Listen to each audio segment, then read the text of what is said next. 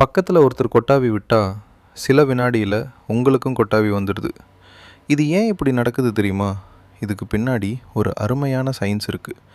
கொட்டாவி தொற்று நோய் மாதிரி பரவுது. யாராவது கொட்டாவி விடுறத பார்த்தா கேட்டால் ஏன் இதை பற்றி யோசிச்சா கூட நமக்கும் வந்துடுது. இதுக்கு முக்கிய காரணம் எம்பத்தி. மற்றவங்க உணர்ச்சிகளை கண்ணாடி மாதிரி பிரதிபலிக்கிற மூளையோட திறன்.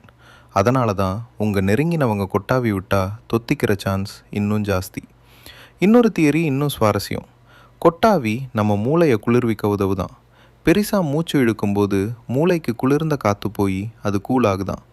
இன்னொரு அதிசயம், நாய்கள் கூட மனுஷங்க கொட்டாவி விடுறத பார்த்து தொத்திக்கிட்டு கொட்டாவி விடும்.